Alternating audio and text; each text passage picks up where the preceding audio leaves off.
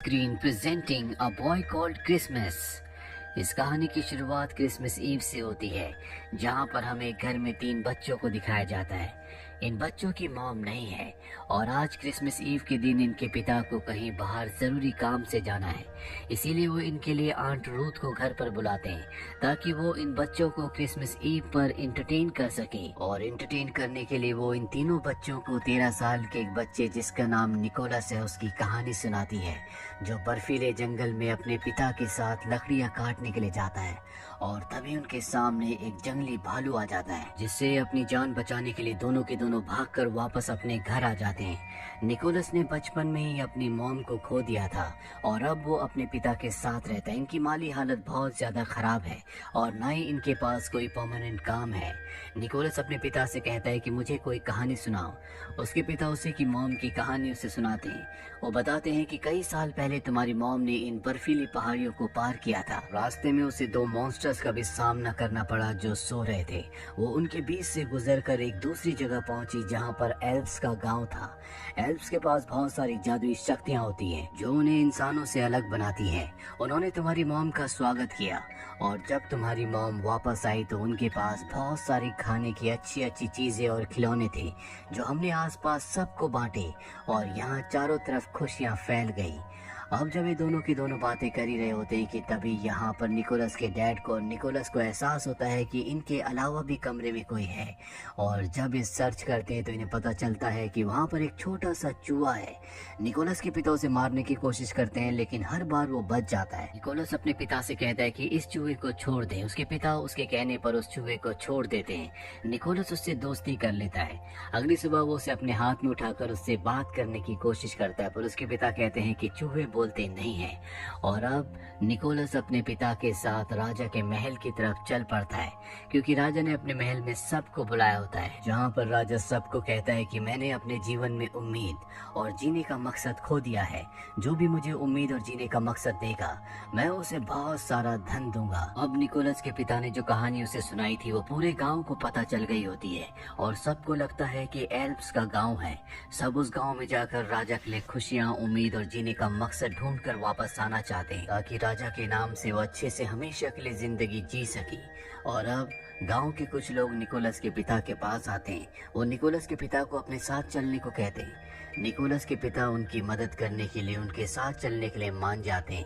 वो निकोलस से कहते हैं कि मैं जल्दी वापस लौटूंगा। और इसके बाद वो निकोलस का ध्यान रखने के लिए अपनी बहन को घर पर छोड़कर खुद गांव वालों के साथ निकल जाते हैं। निकोलस के पिता की बहन का जो रवैया होता निकोलस के साथ बिल्कुल भी अच्छा नहीं होता।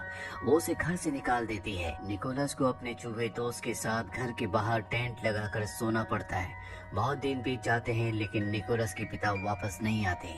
एक दिन निकोलस के पिता की बहन निकोलस को घर पर बुलाती है और कहती है कि मैंने तुम्हारे लिए सूप बनाया है। जो सूप निकोलस को बहुत ही टेस्टी लगता है, लेकिन बाद में उसके पिता की बहन बताती है कि ये सूप मैंने तुम्हारी सब्जी वाली गुड़िया से बनाया था। जो सुनकर निकोलस को बहुत दुख होता है, बहुत गुस्सा आता है, क्योंकि वो सब्जी वाली गुड़िया उसकी मॉम की निशानी थी। इसीलिए वो अपने पिता की बहन को उल्टा सीधा कहना शुरू कर देता है। अभी निकोलस देखता है कि उसकी मॉम ने जो उसे टोपी दी थी वो जल रही है। वो उस टोपी को लेकर वहाँ से बाहर आ जाता है और टोपी जलने के बाद वो उसके पीछे कुछ निशान देखता है। और जब वो उसे पूरी तरह से देखता है तो उसे पता चलता है कि ये एक नक्शा है और ये नक्शा ठीक उसी तरह से है जिस तरह से उसके पिता ने उसे एल्व्स की कहानी सुनाई थी। वो समझ जाता है कि अगर एल्व्स के गांव से पहुंचना है तो उसे इस नक्शे को फॉलो करना होगा। और अब निकोलस नक्शे को फॉलो करता हुआ एक गांव तक पहुंचता है, जहां पर उसे एक बुढ़िया मिलती है। वो उसे कहती है कि तुम वापस लौट जाओ, एल्व्स का कोई भी गांव नहीं है। लेकिन निकोलस उसकी बात नहीं सुनता और लगातार अपना सफर तय करता चला जाता है। एक रात को वे गुफा में पनाह लेता है और उस गुफा में पहुंचने के बाद वो कहता है कि अगर सच में जादू इस दुनिया में कहीं है तो मेरा साथी चूहा इंसानों की तरह बोलना शुरू कर दे। और अगले पल उसका चूहा साथी इंसानों की तरह बोलना शुरू कर देता है, जिससे अब निकोलस को पूरा यकीन हो चुका है कि एल्व्स का गांव है। इस दुनिया में जादू पाया जाता है। अब अगली सुबह निकोलस एक बार फिर से अपने चूहे साथी के साथ अपना सफर तय करता है और तभी एक बारहसिंगा उसके ऊपर हमला कर देता है। उससे बचने बचने के लिए निकोलस पेड़ पर चढ़ जाता है। ऊपर से वो देखता है कि उस बारहसिंघा को एक तीर लगा है, जिस वजह से वो पूरी तरह से विचलित हो चुका है। वो नीचे उतरकर उसे शांत करता है और उसके तीर को निकाल देता है, जिसके बाद बारहसिंघा भी उसका दोस्त बन जाता है। और अब बारहसिंघा भी निकोलस के साथ उसके सफर पर निकल पड़ता है, जिसकी मदद से निकोलस अपने सफर को और भी तेजी से अब तय करना शुरू कर देता है। और जल्दी ये पहाड़ियों तक पहुंच जाते हैं, जहां पर निकोलस देखता है कि दो पहाड़ियां हैं जो कि मॉन्स्टर की तरह दिख रही हैं। जैसा कि उसके पिता ने कहानी में बताया था कि दो सोए हुए मॉन्स्टर हैं जिनके पीछे एल्व्स का गांव है। निकोलस समझ जाता है कि इन्हीं पहाड़ियों के पीछे एल्व्स रहते हैं। और जब वो पहाड़ियों के दूसरी तरफ पहुंचता है तो वहां पर बर्फ और बर्फीली हवाओं के अलावा कुछ भी नहीं होता। निकोलस पिछले कई दिनों से ये सफर तय कर रहा है, इसीलिए बहुत ज्यादा थक चुका है। वो वहीं पर बेहोश हो जाता है। तभी वहाँ पर एक बच्ची अपने ग्रैंडफादर के साथ आती है। दरअसल ये एल्व्स हैं। बच्ची अपने ग्रैंडफादर को कहती है कि हमें इसकी मदद करनी चाहिए। हालांकि उसके ग्रैंडफादर नहीं करना चाहते क्योंकि निकोलस एक इंसान है, पर बच्ची कहती है कि हमें इसकी मदद करनी चाहिए, नहीं तो इसकी जान चली जाएगी।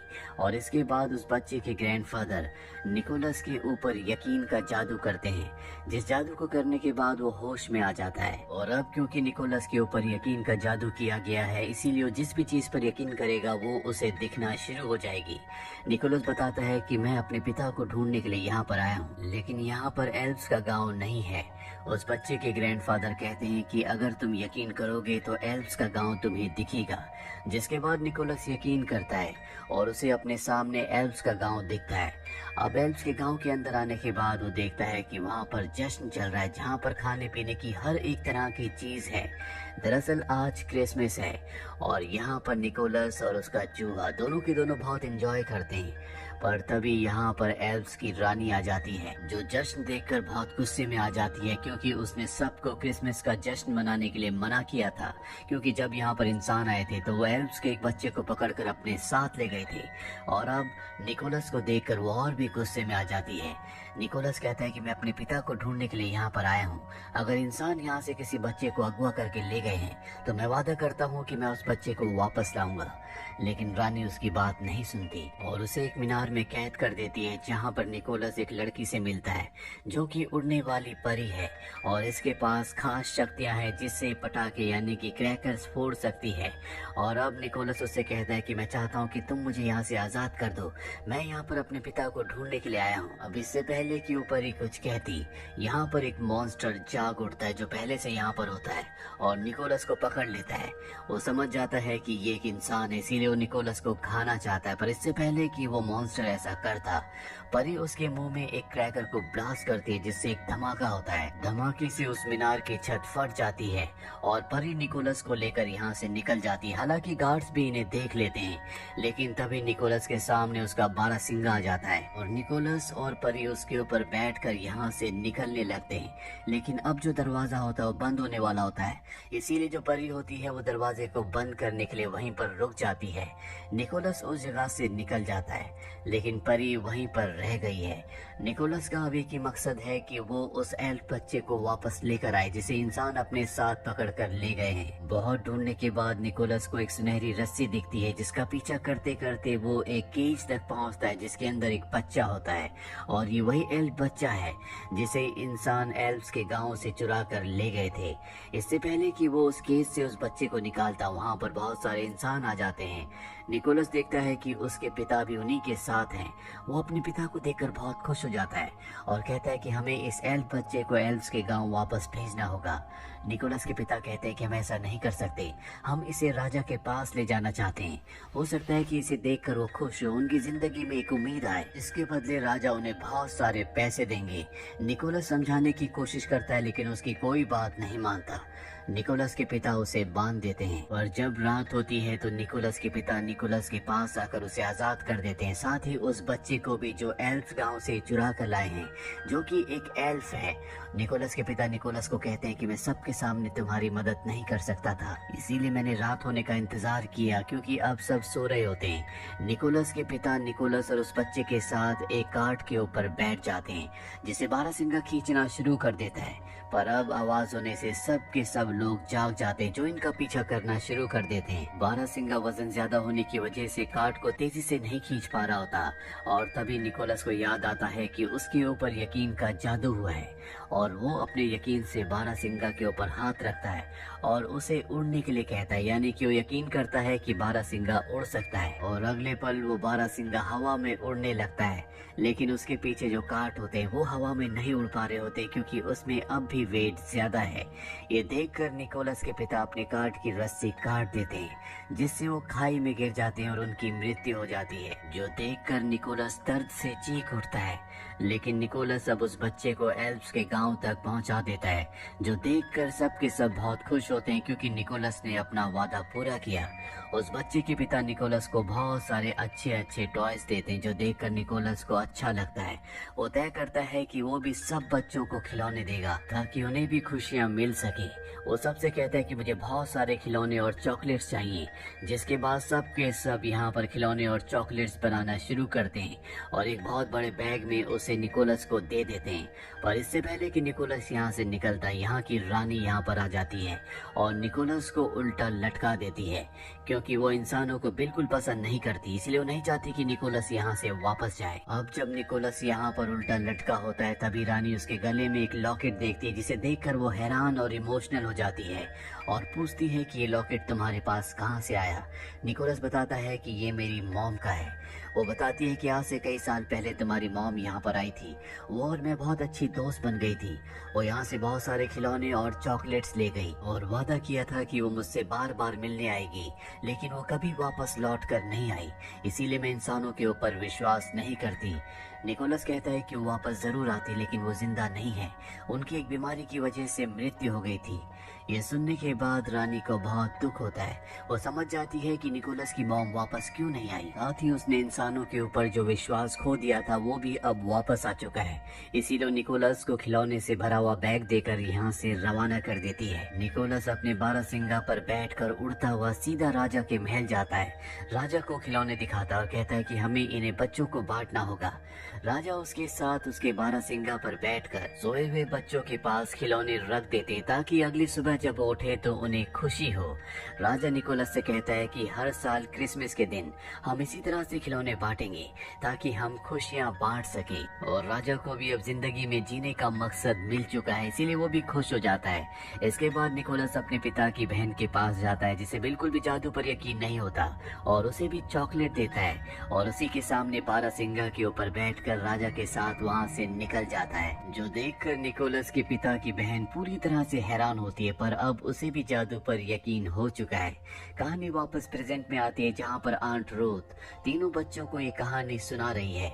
इस कहानी को सुनने के बाद तीनों बच्चे समझ जाते हैं कि निकोलस और कोई नहीं बल्कि सेंटा क्लॉज था, जो आज तक बच्चों को क्रिसमस के दिन गिफ्ट्स बांटते हैं।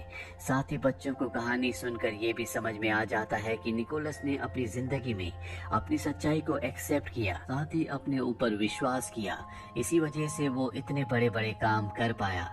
बच्चे भी अपनी मॉम की मृत्यु को एक्सेप्ट कर लेते हैं। इन बच्चों के पिता भी अब घर वापस लौट चुके हैं। वो देखते हैं कि घर पूरी तरह से क्रिसमस की तैयारियों से सजा हुआ है, जो देखकर वो हैरान हो जाते हैं। आंट रूथ यहाँ से जाने लगती है और जब वो अपनी कैप पहन रही होती है तो बच्चे देखते हैं कि उसके कान बड़े बड़े हैं, जिस तरह से कहानी में बताया गया था कि एल्फ्स के कान बड़े होते हैं। बच्चे समझ जाते हैं कि आंट रूथ भी एक एल्फ है। घर से बाहर निकलने के बाद आंट रूथ आसमान में बहुत सारे क्रैकर्स ब्लास्ट करती है, जिससे हमें समझ में आ जाता है कि आंट रूथ एल्फ्स की वही नन्ही परी है जिसने निकोलस की बचपन में एल्फ्स के गांव से उनकी जगह से भागने में मदद की थी। इस पूरी कहानी से हमें समझ में आता है कि इंसान को अपने ऊपर यकीन करना चाहिए, जिस तरह से निकोलस ने अपने ऊपर यकीन किया। इंसान को हमेशा अच्छे काम करने चाहिए, जिस तरह से निकोलस ने अपनी जिंदगी में सिर्फ अच्छे काम किए। साथ ही हमें दूसरों की मदद करनी चाहिए, प्यार बांटना चाहिए, जिस तरह से निकोलस ने किया, क्योंकि जब हम दूसरों को प्यार बांटते हैं, दूसरों को अच्छाई देते हैं, तो वही चीजें हमारी जिंदगी में भी लौट कर आती हैं। और इसी के साथ ये फिल्म, ये कहानी यहीं पर खत्म हो जाती है। उम्मीद करते हैं कि ये कहानी आपको पसंद आई होगी।